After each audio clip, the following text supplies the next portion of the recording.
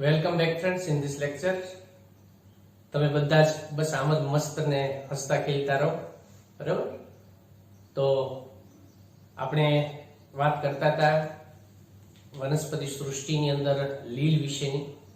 લીલની અંદર આપણે એના અલગ અલગ પ્રકારના વર્ગ વિશેની વાત કરીએ છીએ. એમાં ઓલરેડી આપણે ક્લોરોફાઇસી જે છે વર્ગ એના વિશેની વાત કરી ચૂક્યા છીએ, બરાબર? હવે એના પછી આપણે વાત કરીશું વર્ગ ફિયોફાઇસી, જેનો સમાવેશ જે છે એ વિભાગ ફિયોફાઇટાની અંદર એનો સમાવેશ જે છે કરવામાં આવતો હોય છે. તો આ જે વર્ગની જે લીલ છે, બરાબર, એનો વિભાગ જે છે એ વિભાગ થશે એની અંદરનો ફિયોફાઇટા. તો એને ફિયોફાઇટામાં સમાવેશ કરવામાં આવે છે. બીજું, એને બદામી લીલ તરીકે ઓળખવામાં આવે છે. એને બદામી લીલ તરીકે ઓળખી શકાય, બ્રાઉન આલ્ગી, અંગ્રેજીમાં આપણે એને બ્રાઉન આલ્ગી તરીકે ઓળખી શકાય છે.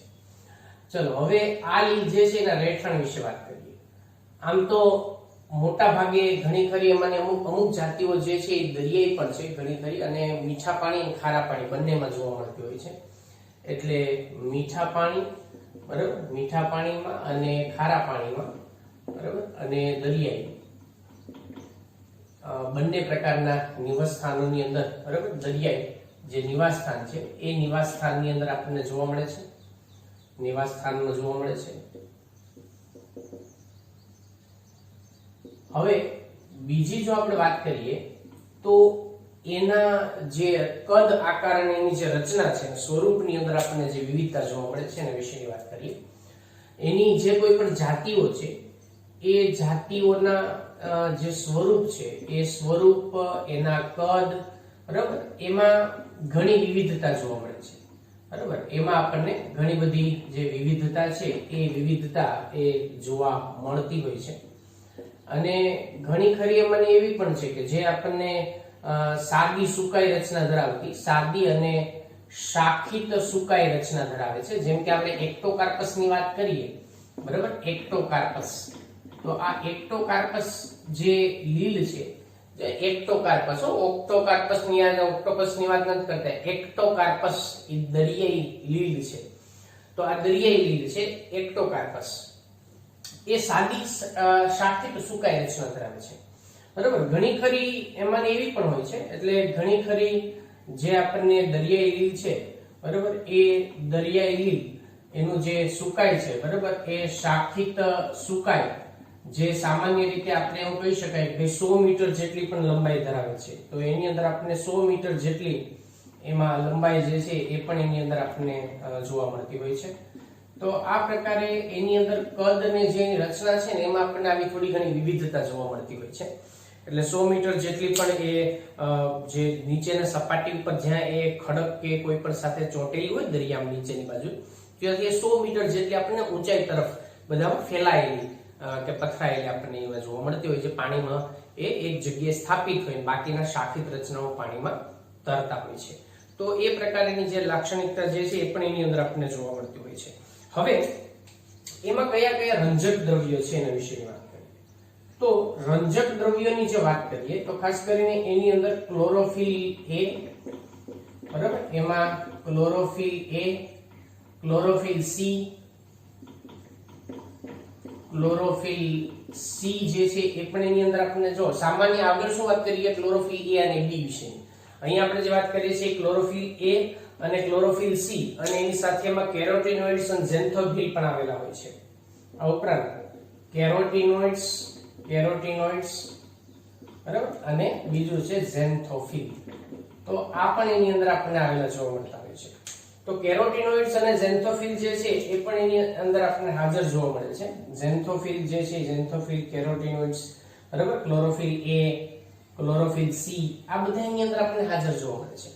હવે એની અંદર જે ખાસ કરીને જો આપણે વાત કરીએ તો ઝેન્થોફિલ અથવા તો કેરોટીનોઇડ્સ અને ફ્યુકોઝેન્થિન ની બધાની હાજરીને પરિણામે, બરાબર, ફ્યુકોઝેન્થિન જે એમાં હાજર છે, એટલે આ એના મુખ્ય રંજક દ્રવ્યો છે. આ ઓબ્જેક્ટિવ પ્રશ્ન માટે ખાસ યાદ રાખવું તમારે, બરાબર. નીટની અંદર પણ આ ઓબ્જેક્ટિવ પ્રશ્ન માટે કયા મુખ્ય રંજક દ્રવ્યો છે એ ખાસ યાદ રાખજો. હવે એમાં જે રહેલા ખાસ કરીને ઝેન્થોફિલ, બરાબર, ઝેન્થોફિલ, અને બીજું એક છે એની અંદર જેને કહેવામાં આવે છે ફ્યુકોઝેન્થિન. ફ્યુકોઝેન્થિન, બરાબર. આ બંનેની હાજરીમાં આપણને જોવા મળતી હોય છે. એટલે તેથી એનો જે રંગ છે, બરાબર, એનો રંગ એ આપણને એની અંદર ચળકતા લીલા રંગથી લઈ, બરાબર, ચળકતા લીલો રંગ અને આપણને કેવો છાંયડા વાળો જે આપણને એમાંનો બ્રાઉન આલ્ગી જે છે એની અંદરનો જોવા મળતો હોય છે, બરાબર. એટલે આપણને એ છાયા વાળા બદામી રંગનો ધૂપછાવ કલર જેને આપણે કહેવાય, તડકો પડે એટલે એની અંદરનો કલરમાં થોડો ઘણો આપણને ધૂપછાવ કલર જે છે એમાં વેરિએશન આવે છે. એટલે અને એ છાયા વાળા બદામી રંગ જે છે એ બદામી રંગ જેવો દેખાય છે, બદામી રંગની જોવા મળે છે. એટલે મોટા ભાગે તો આ એની ઘણી ખરી જાતિઓ દરિયાઈ છે, પણ અમુક જે જાતિઓ જે છે એમાંની એ આપણને જે અલગ અલગ પ્રકારના રીતે નિવાસ સ્થાનોની અંદર મીઠા પાણીની અંદરના જળાશયોમાં પણ જોવા મળતી હોય છે.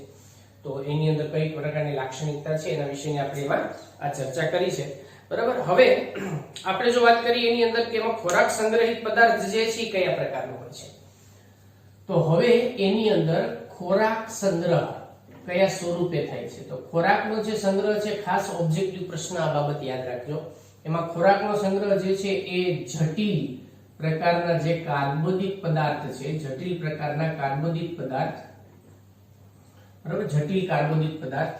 તો એની અંદર એમાં લેમિનારિન જે જટિલ કાર્બોદિત પદાર્થની જો આપણે વાત કરીએ એમાં તો મેનિટોલ અને લેમિનારિન, બરાબર, મેનિટોલ અને બીજું છે એમાંનું લેમિનારિન. આ જટિલ પદાર્થ છે બંને કાર્બોદિત પદાર્થ. ઓબ્જેક્ટિવ પ્રશ્ન માટે ખાસ આ યાદ રાખવું. એમાં આપણને લેમિનારિન અને મેનિટોલ જે છે એની હાજરી એ જટિલ પદાર્થ તરીકે આપણને એની અંદર જોવા મળતી હોય છે. હવે અહીંયા જે આપણે વાત કરી વનસ્પતિના સ્વરૂપ અને એના જે કદ વિશેની, તો એની અંદર અમુક વનસ્પતિની આપણે સુકાઈ રચના જે છે, સુકાઈ રચનાની જો વાત કરીએ તો શું હોય કે એ ખડક હોય, ખડક, ધારો કે આ એક ખડક છે, બરાબર, આ ખડક છે, ખડક એ દરિયાઈ પેટાળ જે છે એમાં જે ખડક હોય ને એ ખડકની સાથે એનો હોલ્ડ ફાસ્ટ જે છે એ એમાં જોડાયેલો હોય છે, બરાબર. આ એનો હોલ્ડ ફાસ્ટ છે. હોલ્ડ ફાસ્ટ એટલે શું ભાઈ, તો કે એનો જે ખડક સાથે જે ચોંટેલો ભાગ હોય ને એને હોલ્ડ ફાસ્ટ કહેવાય, એટલે કે આધારક કહેવાય, બરાબર. એને દ્રઢગ્રહ પણ કહેવાય, આધારક પણ કહેવાય, ઘણા બધા શબ્દ છે.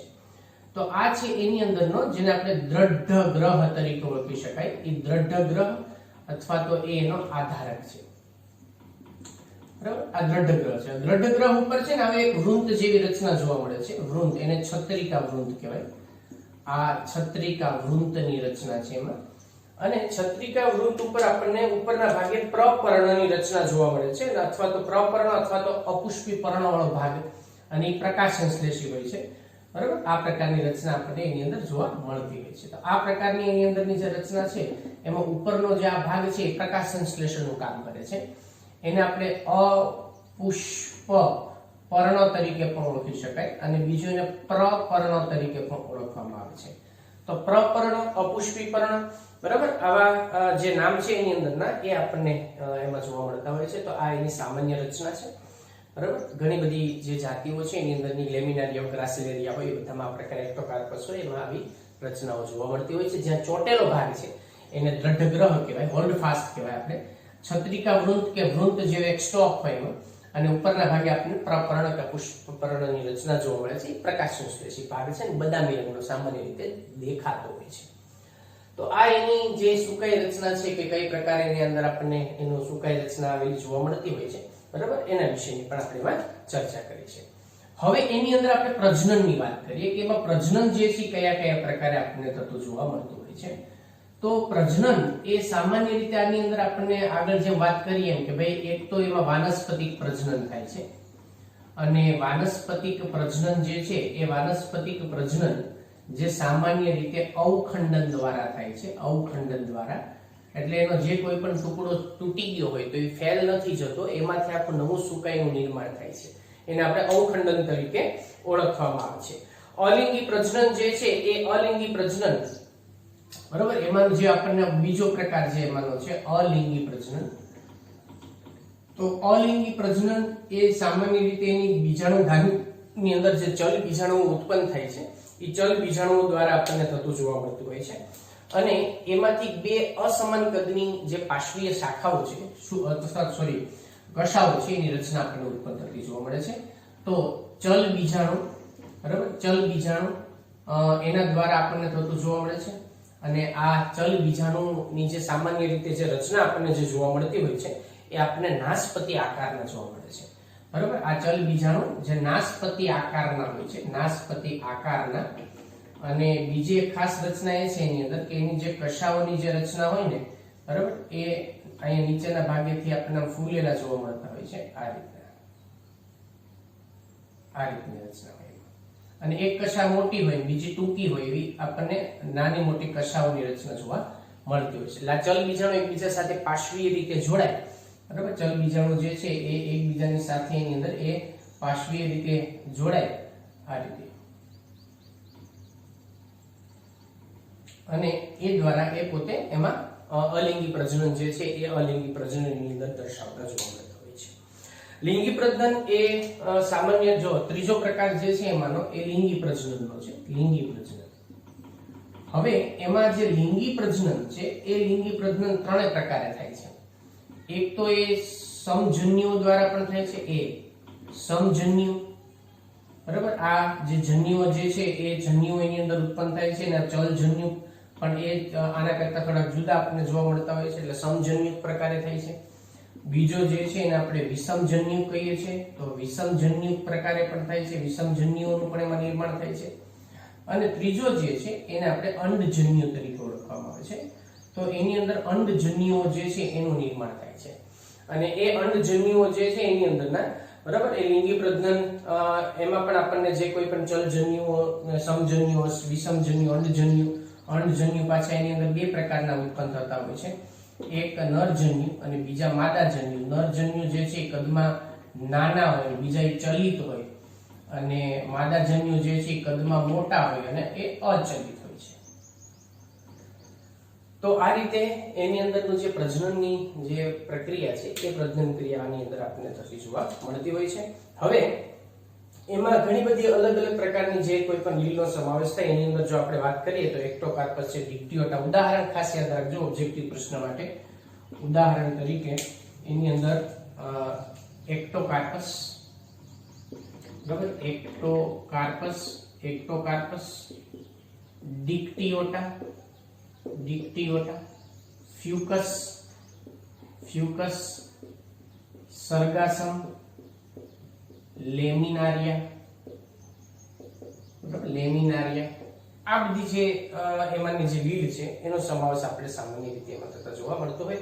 અને સર્ગેસમ કયો, સર્ગાસમ કયો, બરાબર, એ બધા એક જ નામ છે એની અંદરના. ઉદાહરણ ખાસ ઓબ્જેક્ટિવ પ્રશ્ન માટે આ બાબત ખાસ યાદ રાખવી, બરાબર. બીજું આ એની રચના ખાસ યાદ રાખજો. આ તો બધામાં ઘણું ખરું કોમન જ જોવા મળતું હોય છે પ્રજનન તો, પણ એમાં રંજક દ્રવ્યો એ ઓબ્જેક્ટિવ પ્રશ્ન માટે પૂછી શકાય.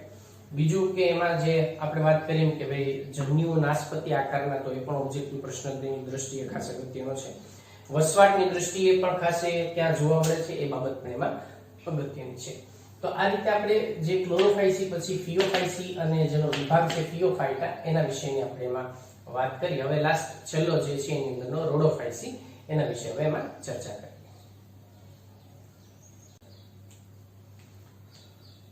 ચાલો બાળકો, હવે એમાંનો જે લીલની અંદરનો જે છેલ્લો વર્ગ છે એના વિશે આપણે વાત કરીએ. વર્ગ રોડોફાઇસી, એનો સમાવેશ જે છે એ આપણને વિભાગ, બરાબર, એનો વિભાગ જે છે એ રોડોફાઇટાની અંદર કરવામાં આવે છે. રોડોફાઇટા એનો વિભાગ છે અને આ એનો વર્ગ છે. હવે આને આપણે રેડ આલ્ગી એટલે કે લાલ લીલ તરીકે પણ ઓળખીએ છીએ, બરાબર. આને આપણે લાલ લીલ તરીકે ઓળખીએ છીએ. અને આ જે છે એ આમ જોઈએ તો સૌથી વિકસિત લીલ તરીકે પણ એને ઓળખવામાં આવે છે. લાલ લીલ એ વિકસિત લીલ છે, બરાબર, એ વિકસિત લીલ છે. વિકસિત લીલ એટલા માટે આપણે એમ કહી શકાય કારણ કે એની અંદર છે ને એક વિશિષ્ટ પ્રકારનું દૈહિક આયોજન જોવા મળે છે. એની અંદર એક દૈહિક આયોજન જે છે એ દૈહિક આયોજન આપણને એની અંદર એક વિશિષ્ટ પ્રકારનું જોવા મળી શકે છે. અને બીજું કે એની અંદરની જે જટિલ દેહ રચના પણ હોય છે, જટિલ પ્રકારની દેહ રચના જે છે એ પણ એની અંદર જોવા મળે છે, બરાબર. તો જટિલ દેહ રચના અને દૈહિક આયોજન આ બંને પ્રકારની રચના જે છે એના આધારે આપણે એને વિકસિત લીલ તરીકે પણ ઓળખીએ છીએ. હવે બીજી વસ્તુની જો વાત કરીએ તો આ લીલ જે છે એ મોટાભાગે દરિયાઈ છે, બરાબર. આ લીલ દરિયાઈ લીલ છે, બરાબર, જે દરિયાઈ લીલ છે. એટલે દરિયાઈ લીલ લગભગ આની અંદરની મીઠા પાણીમાં કોઈ જાતિઓ છે નહીં, ભાગ્યે જ કદાચ કોઈ હોય તો, પણ બાકી આ મોટા ભાગે દરિયાઈ લીલ છે. અને તે કિનારાના જે વિસ્તાર છે, દરિયાઈ કિનારાનો વિસ્તાર, બરાબર, કિનારાનો વિસ્તાર કે જ્યાં સામાન્ય રીતે આપણને હુંફાળું પાણી જોવા મળે, દરિયા કિનારે આપણે જઈએ તો એમાં કિનારો જ્યાં હોય ત્યાં આપણને હુંફાળું પાણી જોવા મળે છે. અને એટલે આ રીતે હુંફાળું પાણી આપણને જોવા મળે. હુંફાળા પાણીમાં અમુક જાતિઓ જે છે એ આપણને કેટલીક ઊંડાઈ સુધી પણ જોવા મળતી હોય છે. એટલે હુંફાળા પાણીમાં પણ જોવા મળે છે. અને કેટલીક જાતિ એની એવી પણ છે, બરાબર, કેટલીક જાતિ જે અમુક ઊંડાઈ સુધી પણ જોવા મળતી હોય છે. એટલે એ ઊંડાઈએ પણ જોવા મળતી હોય છે, મળે છે. તો આ પ્રકારે એનું જે નિવાસસ્થાન છે, રહેઠાણ છે, એ ક્યાં જોવા મળતી હોય છે એના વિશે આપણે વાત કરીએ. હવે બીજી જો વાત કરીએ તો એની અંદર કયા પ્રકારના જે રંજક દ્રવ્ય છે, એ રંજક દ્રવ્યની જો ખાસ હું વાત કરું તમને તો ખાસ એક યાદ રાખજો, મુખ્ય રંજક દ્રવ્ય એ છે R-ફાઇકોઇરિથ્રિન. R-ફાઇકોઇરિથ્રિન, બરાબર, એ એનું રંજક દ્રવ્ય છે મુખ્યત્વે. R-ફાઇકોઇરિથ્રિન આ એનું મુખ્ય રંજક દ્રવ્ય છે. એ ખાસ તમે એની અંદર તમારે એમાં યાદ રાખવાનું થશે. R-ફાઇકોઇરિથ્રિન જે છે એ એની અંદર આપણને રંજક દ્રવ્ય તરીકે જોવા મળે છે. મેં કીધું એમ કેટલીક જાત જે છે એમાં ઊંડાઈ કે જ્યાં પ્રકાશ ભલે ઓછો હોય પણ અમુક જે છે વધુ પ્રકાશવાળા બંને પ્રકારની વિસ્તારમાં જોવા મળતા હોય છે. અને R-ફાઇકોઇરિથ્રિન એનું રંજક દ્રવ્ય તરીકે આપણને ખાસ એમાં જોવા મળતું હોય છે. હવે બીજી જો એની અંદર આપણે ખાસ વાત કરીએ કે ભાઈ એમાં ખોરાક જે બનતો હોય છે એનો સંગ્રહ કયા, મેં કીધું પેલા દૈહિક આયોજન વિશિષ્ટ પ્રકારનું છે, એની જટિલ દેહ રચના ધરાવે છે, એટલે વિકસિત લીલ કહીએ છીએ આપણે, બરાબર. હવે એની અંદર જે ખોરાક છે એ ખોરાકનો જે સંગ્રહ છે, એ ખોરાકનો સંગ્રહ જે એની અંદર એક વિશિષ્ટ પ્રકારના જટિલ કાર્બોદિત પદાર્થ તરીકે આપણને થતો જોવા મળતો હોય છે. અને એ જટિલ પદાર્થ જેને આપણે ફ્લોરિડિયન સ્ટાર્ચ કહીએ છીએ. તો આ જે ફ્લોરિડિયન સ્ટાર્ચ છે, ફ્લોરિડિયન સ્ટાર્ચ, બરાબર, એના સ્વરૂપે એના ખોરાકનો સંગ્રહ થાય છે. આ ફ્લોરિડિયન સ્ટાર્ચ જે છે એ સામાન્ય રીતે આપણને એનું જે બંધારણ છે એ બંધારણ એ એમાઇલોપેક્ટિન અને ગ્લાયકોજનને ઘણું ખરું મળતું આવે છે, બરાબર. એનું જે બંધારણ છે એ બંધારણ એ એની અંદર એમાઇલોપેક્ટિન, બરાબર, એમાઇલોપેક્ટિન આ કાર્બોદિત પદાર્થ છે એમાઇલોપેક્ટિન, અને એમાં ગ્લાયકોજન જે છે એ ગ્લાયકોજનને ઘણું ખરું મળતું આવે છે. આ પણ ઓબ્જેક્ટિવ પ્રશ્ન છે, યાદ રાખજો ખાસ કે એમાં ખોરાક સંગ્રહ કયો થાય, રંજક દ્રવ્ય જે છે મુખ્યત્વે કયું હોય, દૈહિક વિશિષ્ટ આયોજન જે છે કઈ પ્રકારની લીલમાં જોવા મળતું હોય છે, હુંફાળા અને અમુક ઊંડાઈ સુધી પણ, હુંફાળા પાણીમાં કિનારાના વિસ્તારમાં અમુક ઊંડાઈ સુધી કઈ પ્રકારની લીલ જોવા મળે છે, તો એ પણ તમારે એની અંદર ખાસ યાદ રાખવાનું થશે. હવે એમાં જે અમુક પ્રજનન વિશેની જો આપણે એમાં વાત કરીએ તો સામાન્ય રીતે આની અંદર આપણને વિશિષ્ટ પ્રકારની જે અમુક પ્રજનન પદ્ધતિઓ જે છે, કેમ કે વિકસિત લીલ છે એટલે લિંગી પ્રજનન ઘણી ખરી જાતિઓમાં આપણને એની અંદર જોવા મળતું હોય છે. એટલે સામાન્ય રીતે વાનસ્પતિક પ્રજનન જે છે એ વાનસ્પતિક પ્રજનન પહેલું એમાંનું, બરાબર, વાનસ્પતિક પ્રજનન જે છે એ અવખંડન દ્વારા થાય છે. એમાં અવખંડન દ્વારા, બરાબર, અવખંડન દ્વારા. અલિંગી પ્રજનન જે છે એમાં અલિંગી પ્રજનન એ ચલજન્યુ દ્વારા થાય છે. એ બધામાં કોમન જ છે, ચલજન્યુ દ્વારા થાય છે. અને ત્રીજું છે લિંગી પ્રજનન. તો લિંગી પ્રજનન જે છે આની અંદર એ આપણને સામાન્ય રીતે અંડજન્યુઓ દ્વારા થાય છે, અંડજન્યુઓ એના દ્વારા થાય છે. અને આ અંડજન્યુઓ જે છે એ બંને એકબીજા સાથે પાર્શ્વીય સંયુગ્મનની પ્રક્રિયા જે છે, બરાબર, એના દ્વારા એ પ્રજનનની પ્રક્રિયા જે છે એ સામાન્ય રીતે આપણને દર્શાવતા જોવા મળતા હોય છે, બરાબર. તો આ રીતે એની અંદર આપણને ઘણી ખરી જે પશ્ચફલન જેને કહેવાય આપણને એની પણ આપણને સ્થિતિ, પાર્શ્વીય સંયુગ્મન અથવા તો ફલનની પ્રક્રિયા દર્શાવે, અંડજન્યુઓ વચ્ચે ફલનની ક્રિયા થાય અને ફલન ક્રિયા પછી એની અંદર આપણને ઘણા ખરા જે પાર્શ્વીય ફલનની અમુક જે પ્રક્રિયાઓ છે એ આપણને એની અંદર જોવા મળતી હોય છે. એટલે સામાન્ય રીતે એની અંદર આપણને ઘણી એના જે કોઈ પણ ફલિતાણ છે, ફલિતાણમાંથી અમુક વિશિષ્ટતાઓ પણ જોવા મળી શકે છે. હવે આની અંદર ઉદાહરણો છે ખાસ તમારે યાદ રાખવાના છે. ઉદાહરણ તરીકે જો આપણે વાત કરીએ એની અંદર તો ખાસ કરીને પોરફાયરા, બરાબર, પોરફાયરા એનો આની અંદર સમાવેશ થાય. બેટ્રાકોસ્પર્મમ, બરાબર, બેટ્રાકોસ્પર્મમ આ યાદ રાખજો ખાસ, એનો પણ સમાવેશ થાય છે. જેલિડિયમ જે છે અને ગ્રાસિલેરિયા એનો પણ સમાવેશ થાય છે. ગ્રેસિલેરિયા, બરાબર, ગ્લેસિલેરિયા અને બીજું છે જેલિડિયમ. તો જેલિડિયમ અને ગ્રાસિલેરિયા જે છે એનો પણ સમાવેશ થાય છે. તો આવી કેટલીક લીડ જે છે તમારે સામાન્ય રીતે એમાં યાદ રાખવાની થશે. તો બરાબર, એટલે પોરફાયરા. બીજે એક પણ જે એક ઉદાહરણ ટેક્સ્ટ બુકમાં આપેલું છે પોલિસિફોનિયા અથવા એને પોલિસાઇફોનિયા પણ કહેવામાં આવે છે, બરાબર. તો પોરફાયરા, બેટ્રાકોસ્પર્મમ, ગ્રેસિલેરિયા, જેલિડિયમ, એમાં જે પોલિસિફોનિયા, આ બધી પ્રકારની જે લીડ છે એનો સમાવેશ સામાન્ય રીતે એની અંદર કરવામાં આવતો હોય છે. તો બાળકો અહીંયા આપણે લીડની અંદરના જે કોઈ પણ બધા લક્ષણો જે છે લક્ષણો વિશેની વાત અહીંયા આપણે એમાં પૂરી કરીએ છીએ. ખાસ લીલની અંદરના જે ઘણી બધી બાબતોની ચર્ચા કરી. લીલની અગત્યતા પણ ઘણી બધી છે, આપણે ઓલરેડી આગળ વાત કરી ચૂક્યા છીએ એની અંદર, બરાબર. તો આવી રીતે લીલમાં સમાવિત જે કોઈ પણ એમાંની જે 3 વર્ગ છે, બરાબર, એના વિશે અને બાકી એના સામાન્ય લક્ષણો વિશેની વાત અહીં આપણે પૂરી કરીએ છીએ. નેક્સ્ટ લેક્ચરમાં આપણે દ્વિઅંગી વનસ્પતિ જે છે એના વિશેની આગળ ચર્ચા કરશું. Stay home, be safe. Okay, thank you.